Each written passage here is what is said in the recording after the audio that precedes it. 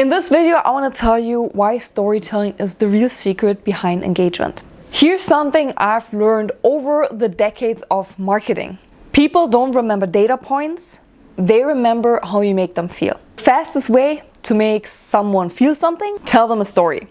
Because people connect with people. If your content isn't the engagement that you want, chances are that you're sharing just information without the emotional hook that makes people stop scrolling. So why storytelling works in marketing? Facts inform, stories connect. You tell a story, whether that is a written story or you tell the story in a video, your audience isn't just reading or watching it, but they're experiencing it. They're going to imagine themselves in the moment. And every time someone reads a story, that triggers emotions, and we all know that emotions is what drive comments, shares, action, and overall engagement. So let me give you an example. I could tell you, for your next vacation trip, just visit the Galapagos Islands.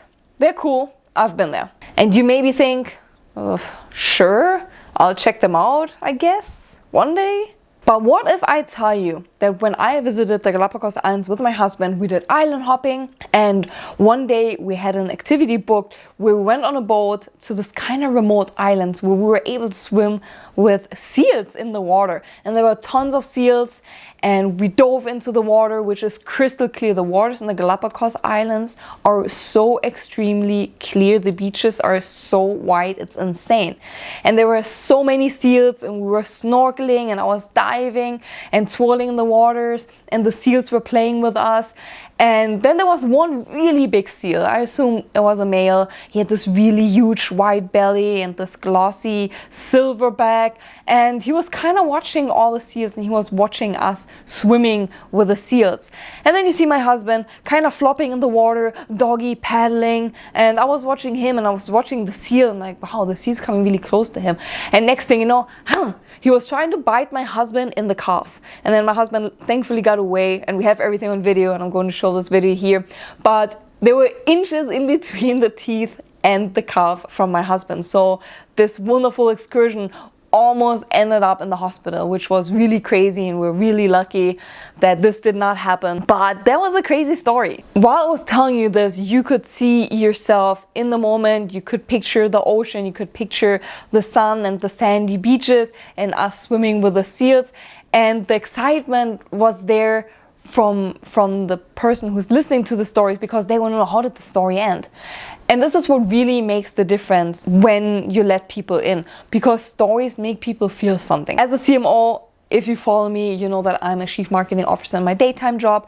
I've used this strategy, so the storytelling strategy, in my organic content and in my paid ads. So I've ran campaign that shows client success stories, that shows the benefit of a law firm helping clients, really relatable stories, how people worked at a place for so many years and then they lost their job. I'm working at an employment law firm, and the stories really outperform just a regular post. Now, and why is that? Because we are wired to relate to people and their stories are not just simple bullet points. And that's why storytelling is such a game changer when it comes to engagement. Because at the end of the day, facts are forgettable, but stories stick. Because people pull in stories and they give your audience a reason to care. It also helps your audience to make connections with you, because maybe they experience the same thing or they like the same thing as you do. But how do you build a story that grabs attention? A strong marketing story has 3 simple parts. You start with a hook.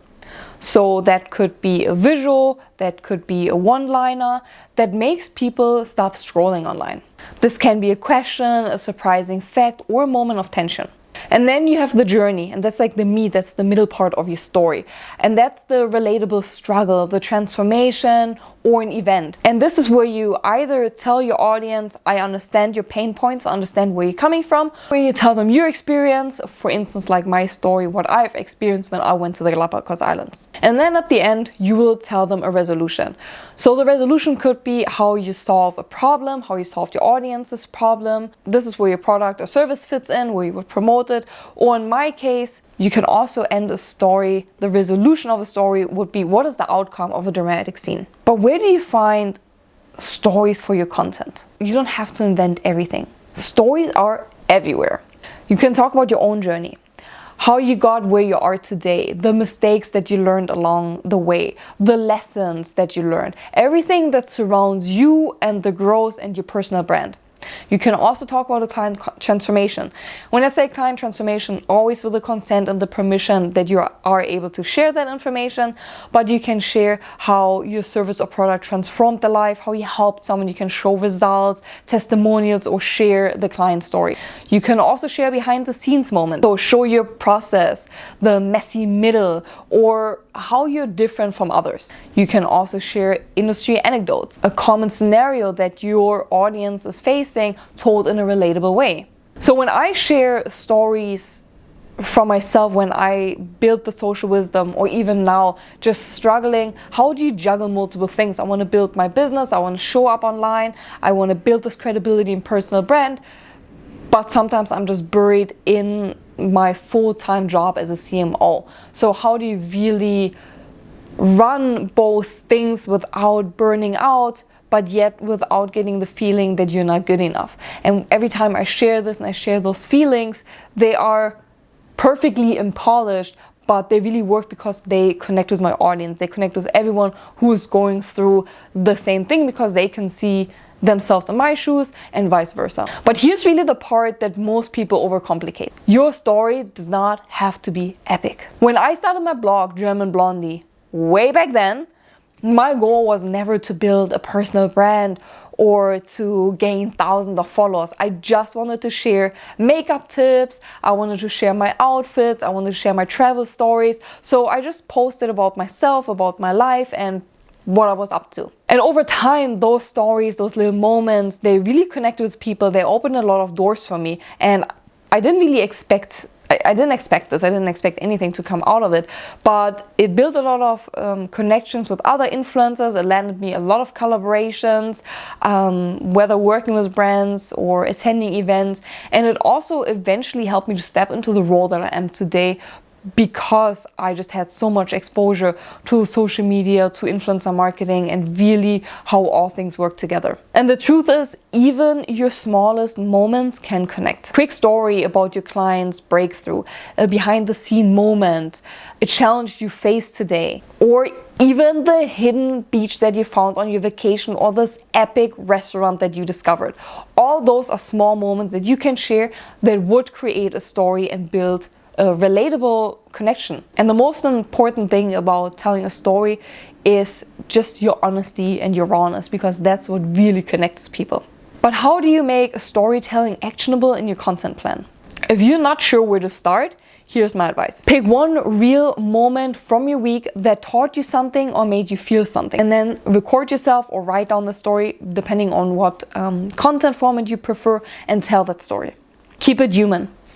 Keep it specific, and let your true personality shine through. And you can also use this quick storytelling framework to guide you through your post. So you can start with a point. What's the key takeaway here? Think of a moment that would illustrate it from your life, a client, or relatable scenario. And then really paint the detail, paint the scenario, but at the same time strip it down. Keep the details that make your story interesting and cut out all the fluff. And then end with a value. So tie it back to a tip, an insight, a call to action. Because storytelling isn't just about selling a product or service. It's about showing people who you are, so when they're ready to buy, they're already sold on you. And what are some storytelling formats that work on social media? You can do micro stories in caption. So these are perfect for Instagram or LinkedIn posts. Let's say you post a video or you post a picture and then you write your stories in the caption. Or you do mini vlogs. So you do a quick behind the scene, or what I had for breakfast, or my workout routine, just showing glimpses of your life, or glimpses of your life that you're doing as a business owner. And then you can post those on YouTube, you can post those on TikToks, or wherever you upload your reels to.